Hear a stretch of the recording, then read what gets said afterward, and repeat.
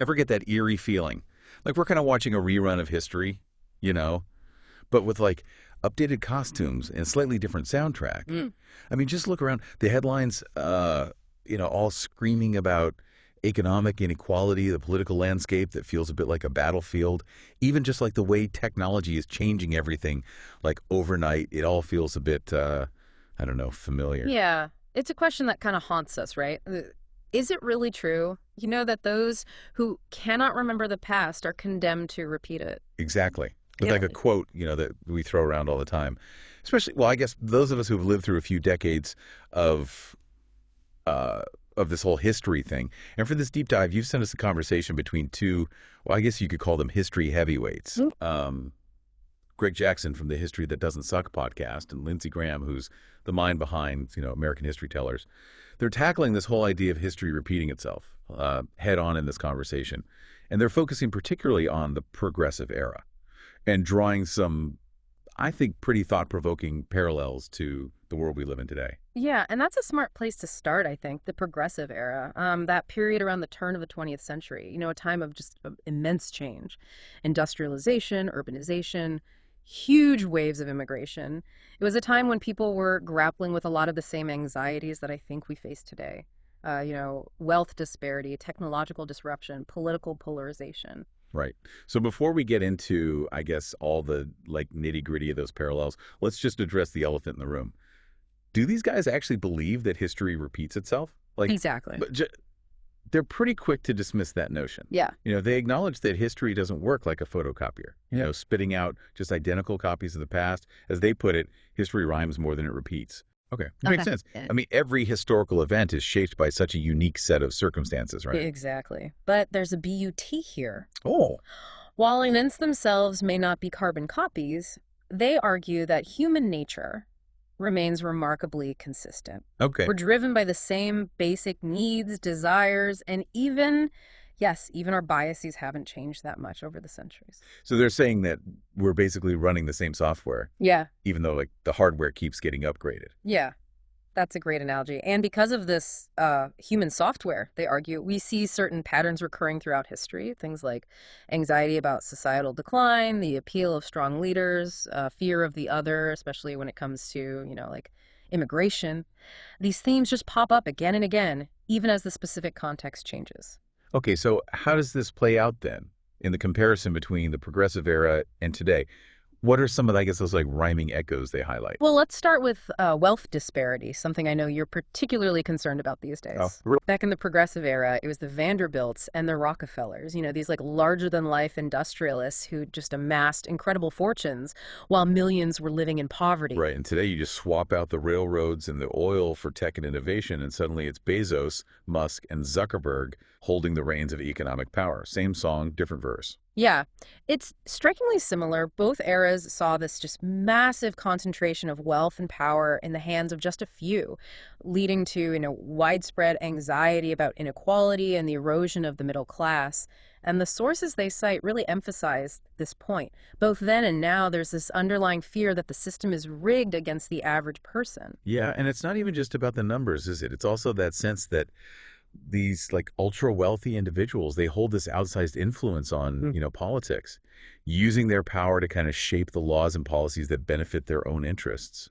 Right, that's a key parallel that they highlight. In the progressive era, you had all these industrialists, bankrolling political campaigns, lobbying for favorable legislation, even using like their own newspapers to really sway public opinion. And today you see echoes of that in the way that tech giants, leverage their resources to influence policy decisions, often through campaign contributions, lobbying efforts, and even shaping like the information that we consume through their platforms. Yeah, it's like this age-old dance between money and power. Yeah. It's just the partners have changed their outfits.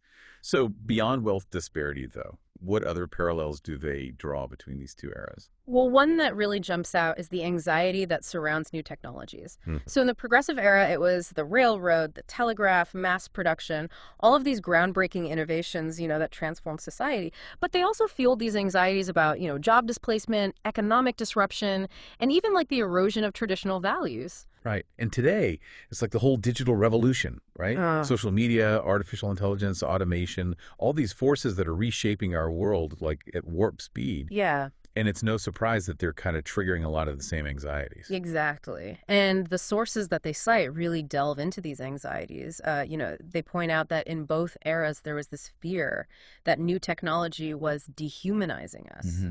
eroding our privacy, creating a world where individuals were increasingly at the mercy of, well, powerful forces beyond their control. That's a theme that I think resonates, especially as someone who remembers life before the internet. It's like we've traded one set of anxieties for another. It's a trade-off that every generation, I think, seems to grapple with. Yeah. And speaking of anxieties, let's talk about immigration. Okay. Another kind of hot button issue that has, these striking parallels between the two eras. In the progressive era, America saw this massive influx of immigrants, largely from Southern and Eastern Europe. It was like the highest proportion of immigrants in U.S. history, which fueled anxieties about cultural change, economic competition, and even just the very identity of the nation. And today, while the numbers may not be as high, those anxieties haven't gone away, have they? No, not at all. We're still wrestling with those questions about who belongs, Mm-hmm. who gets to share in the American dream, and how we balance our values of like openness and inclusion with concerns about national security and, economic stability. Right. Those anxieties are just like woven into the fabric of the American story. And the sources that they cite really unpack the historical context of these anxieties, how they've been exploited for political gain, and the importance of really understanding the nuances, the realities of immigration, both its challenges and its contributions. It's a reminder that these issues are rarely like black and white, aren't they? Yeah. There's so much nuance and complexity that just gets completely lost in all the heated rhetoric. Absolutely. And speaking of heated rhetoric, let's not forget about the parallel of political polarization. Hmm. Both the progressive era and our current moment are marked by these deep divisions with political parties just struggling to find common ground and, a sense that the stakes have never been higher. Yeah, that one hits close to home. It feels like we're constantly on edge. Just every issue dividing us into these warring camps. Yeah. The sources point out that in both eras, this polarization was partly driven by the rapid pace of change and the failure of existing political structures to adapt. Parties were just slow to respond to the needs and anxieties of their constituents, leaving people feeling unheard and just totally disillusioned. It's incredibly frustrating. It's like we're stuck in this cycle of gridlock and division, even as the world around us keeps changing. Do they offer any insights into how to break out of the cycle? One point they emphasize is the role of leadership in times of crisis. They argue that, real lasting change often requires bold, even, disruptive leadership. Yeah. Figures who are willing to just challenge the status quo and push for solutions that really address the root causes of these problems. So are they saying we need like a modern day Teddy Roosevelt to shake things up? They actually use Roosevelt as like a prime example. He was a very polarizing figure. There's no doubt about that. But he also understood the need for bold action in the face of, well, these unprecedented challenges. That's fascinating. So it's not just about recognizing the parallels then, but also looking for, I guess, the kind of leadership that can help us navigate these kind of turbulent times. But before we delve into that, I want to touch on one more parallel that I think really struck me. The problem of misinformation. I mean, we hear so much about fake news and, all the echo chambers these days. Yeah. It's easy to assume that this is like a uniquely 21st century problem. But the sources that you sent actually paint a very different picture. Yeah. They really highlight how misinformation and propaganda were just as potent back in the progressive era, often spread through, these sensationalist newspapers, what they called yellow journalism. So think of it as like the clickbait of their day. Twisting facts, exaggerating stories, even just like fabricating events altogether to sell more papers and really influence, public opinion. So it's not just that history rhymes, but like Yeah. the propaganda machine is kind of playing the same tune too. Exactly. And it's a reminder that we've always had to be, discerning consumers of information. The sources emphasize that the tools may have changed from printing presses to social media algorithms, but the underlying human vulnerability to manipulation, to these emotionally charged narratives, that remains the same. It's a sobering thought. But if we're essentially hardwired for these patterns, does that mean that we're doomed to just repeat them? Like, is there any hope of breaking free? Well, that's where I think history offers not just a warning, but also a sense of agency. The sources argue that by understanding these historical patterns, we become more aware of, our own vulnerabilities, more critical of the information that we consume, Yeah. and ultimately more empowered to, make informed choices. So it's not about like predicting the future. It's about equipping ourselves to navigate the present with more wisdom and awareness. Exactly. And to kind of bring it back to that idea of leadership, they suggest that we need leaders who not only understand these historical echoes, but who are also willing to challenge the systems and the structures that perpetuate them. So leaders who are willing to shake things up, like Teddy Roosevelt did back in the day. Well, that's one model, but it's not necessarily about finding like a single savior. They emphasize that real change requires collective effort. It's about citizens engaging in thoughtful dialogue, demanding accountability from our institutions, and just holding our leaders responsible for creating a more just and equitable society. So it's on us. We can't just sit back and wait for history to repeat itself. We actually have a role to play in shaping the future. I think that's a really powerful takeaway.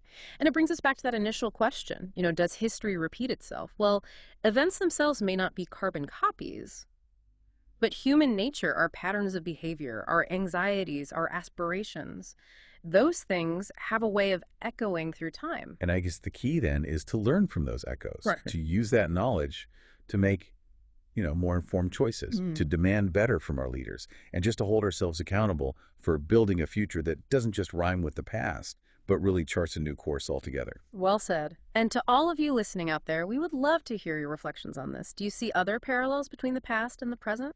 What lessons do you think we can learn from history? Share your thoughts, keep diving deep, and stay curious.